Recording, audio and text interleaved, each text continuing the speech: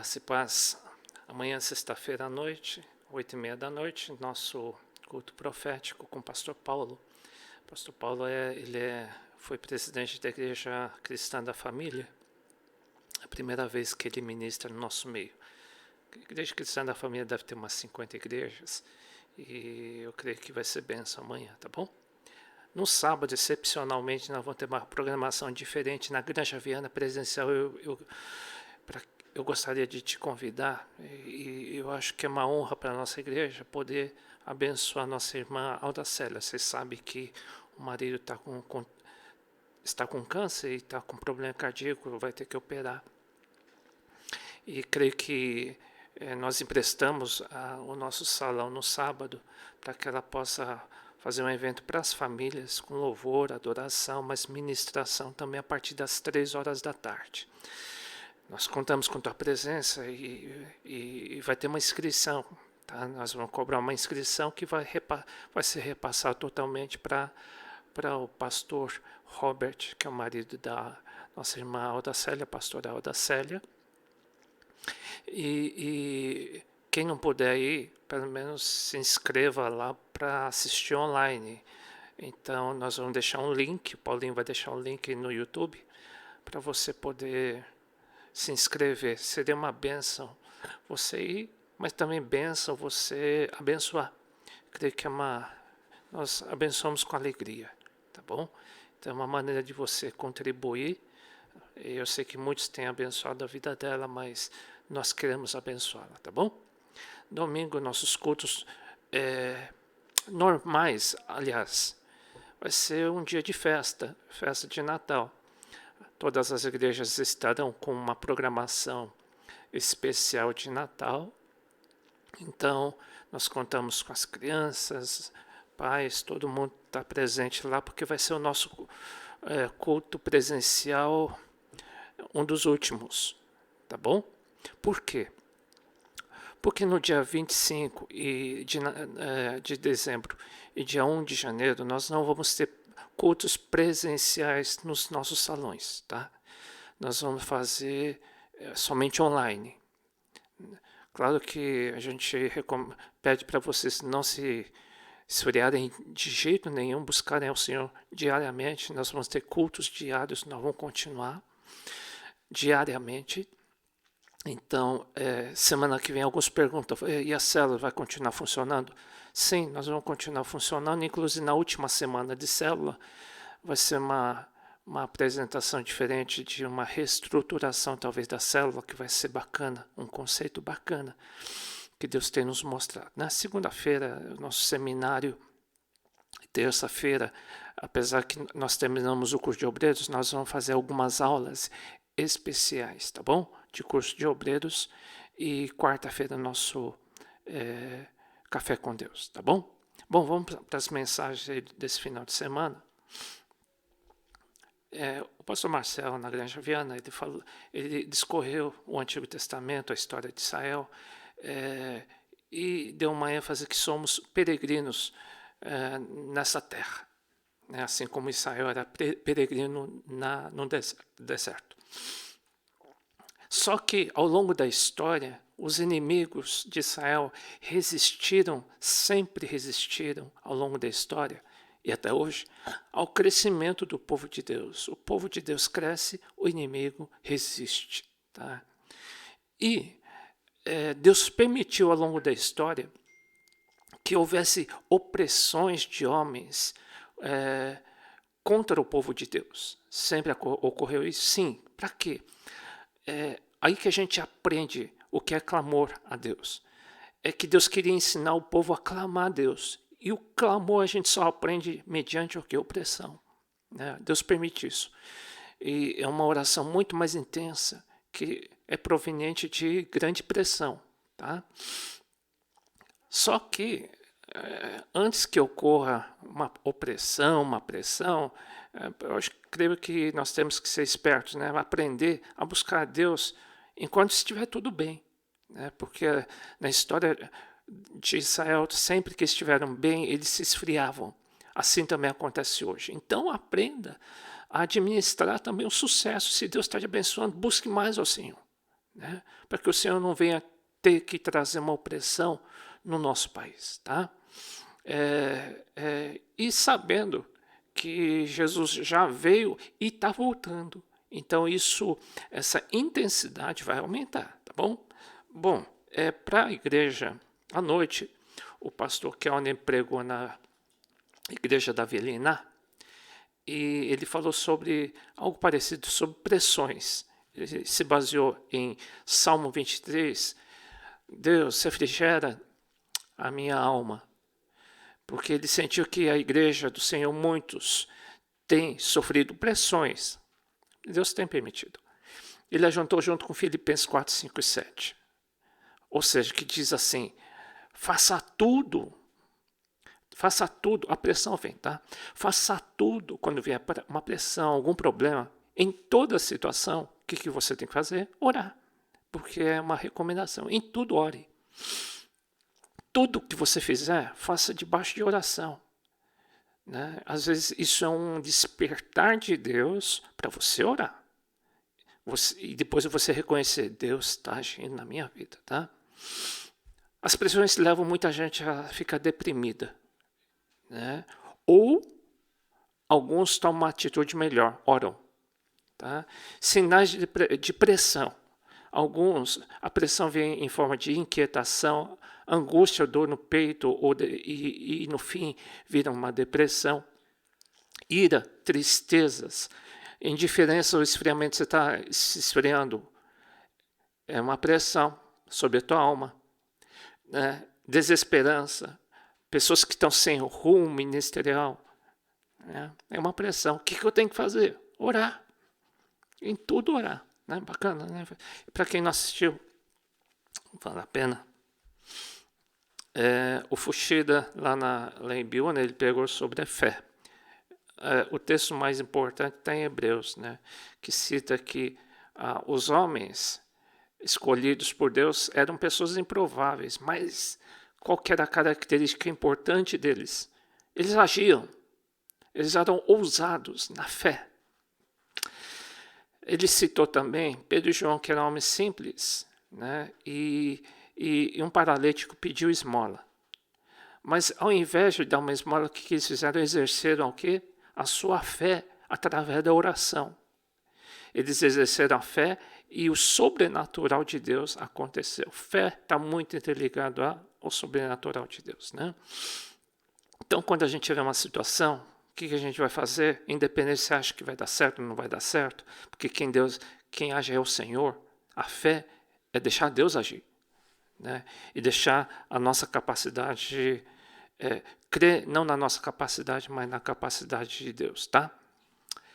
É isso aí. Vamos para Sorocaba, o pastor Márcio. Márcio pregou lá no hotel, no texto de Mateus 7, 7 a 11, que Deus tem promessas, mas tem uma condição para as promessas se cumprirem. O quê? Orar. Só todo mundo falou a mesma coisa? Não. Pedir e será dado. Buscar, achareis. Bater e abrir-se-vos-á. Então, a promessa para ter efeito tem uma ação também. Qual? A sua oração. A sua busca a Deus. Né? Deus não vai dar tudo aquilo que você pede. Assim como Jesus, né? Pedi, busquei, Bom, Jesus foi no Getsemane e ele pediu a vontade de Deus e conflitou a vontade humana e de Deus. Ele preferiu fazer a vontade de Deus, tá? Às vezes Deus fala ou diz algo que no momento não é muito agradável a nós, tá? Então a gente tem que alinhar a vontade de Deus. Uma coisa que ele diz em Lucas 11:13, diz que tem um pedido que se você fizer, ele vai atender na hora, que é pedir o Espírito Santo. Por quê? Se você crê no Espírito Santo, ele é Deus, tá? Ele vai fazer tudo. Se você crê nele, está atingido o objetivo. Ele vai falar contigo, vai te orientar, ele vai agir. Então pede o Espírito Santo, que é melhor. Ele vai dar. Vamos lá, pastor Jaime lá no Panambi, ele citou a oração de Jabes que tem em 1 Crônicas 4, 9 e 10, né? ele cita que teve 3 momentos importantes em Jabes. Um momento de dores e dificuldades, pressão, né? Segundo, invocou a Deus. Terceiro, a sua vida foi transformada. Ele se tornou um homem ilustre. Por quê? Porque ele orou. Uma pessoa ilustre, aquele que ora, né? Então, a oração levou a um final vitorioso, tá? Quais eram os pedidos de Jabes ao Senhor? Ele pediu, parece a oração do Pai Nosso, né? Bênção e prosperidade e o suprimento para o pão nosso de cada dia. Cuidado, que Deus nos proteja. Sim, que pode pedir isso. Pede proteção do Senhor contra a ação maligna para que você não seja enganado pelo inimigo, tá bom? É a oração de Jabes. A Rosângela pregou na Vilena de manhã sobre confiança. Deixa eu ler. Eu vou ler. Aqui é muita mensagem. Nesse tempo de guerra temos que estar em oração e na presença do Senhor. A chave de tudo é o arrependimento, estar confiante no Senhor. Deus deseja um relacionamento e não apenas um serviço. Por exemplo, Saul, ele teve ansiedade e não teve confiança no Senhor. Por ansiedade, ele precipitou-se, né? Precipitação. Ele preferiu fazer a vontade dele antecipadamente, tá? A ansiedade foi o erro de Saul. Em Davi, teve uma hora que ele não estava no lugar certo, ao invés de estar em guerra, ao invés de estar buscando a Deus, que ele fez, deu uma folga. E na folga ele caiu em tentação, ele pecou. Tá? Exemplo de Marta e Maria. Marta, não que tenha pecado, mas ela priorizou aquilo que ela via, ao invés de priorizar a presença de Jesus naquele momento. Então ela citou que você tem que ser posicionado, ser confiante no Senhor. Não sei se foi muito claro. O Márcio, lá na Ilha Bela, ele falou sobre a responsabilidade. Ele fez um resumo para mim, baseado em Ezequiel 18, no Antigo Testamento, tá? Os exilados de Israel, eles estavam reclamando por quê? Estavam sofrendo as consequências dos erros dos pais dele, dos antepassados. Estavam sofrendo as consequências dos pecados do antepassado, né? E Ezequiel indica que a repetição dos atos dos pais pelos filhos se dá por meio de imitação, ou seja, eles estavam achando que iria acontecer sucessivamente os mesmos erros para a vida deles e para os seus filhos. Mas Ezequiel, ele cita, eu que estou dizendo, tá? Que existe a possibilidade de escolha, ou seja, da bênção ou não. Dá para mudar os rumos de uma maldição hereditária? Sim, né? É se desviar dos caminhos que os pais erraram. Não quer dizer que os meus pais erraram, meus pastores erraram, eu tenho que errar também? Não, não necessariamente. A gente tem que julgar, a gente tem que seguir, evitar as práticas erradas e seguir as práticas certas do Senhor, né? E Deus vai julgar cada um de nós segundo os caminhos que a gente tomar, tá bom? Cada um é responsável pela sua atitude e não se basear pelo passado, tá bom? É isso.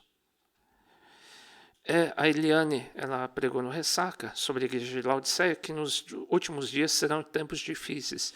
E é mesmo, tá? Tempos muito difíceis. A igreja de Laodiceia, a maioria conhece, ela é uma igreja morna, é um momento de mornidão. E ela descreveu um pouquinho a igreja de Laodiceia, dizendo assim, Jesus dizendo, olha a igreja, Jesus é o cabeça, ele sabe o coração de toda a igreja. Não adianta enganar, né?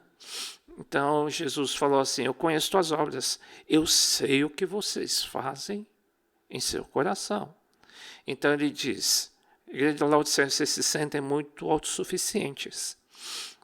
Você sabe que sem mim vocês não podem fazer nada, né? Então foi uma exortação. Vocês dizem, sou rico, próspero, não preciso de coisa nenhuma. Eles se achavam, tá?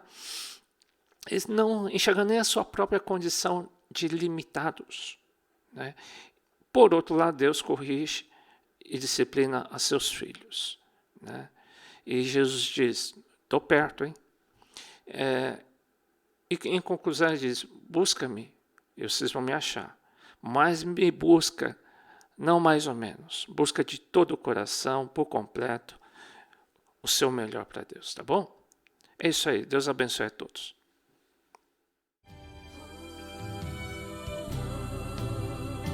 Quem está disposto a ser um vaso novo, erga sua voz. Vamos adorar a Ele nesta noite.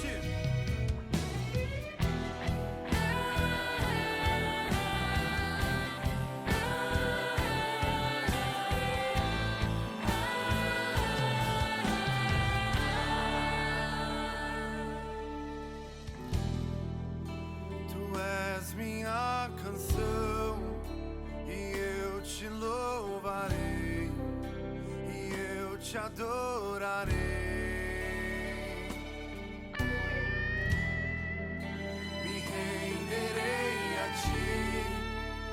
Pra te conhecer e pra te dizer,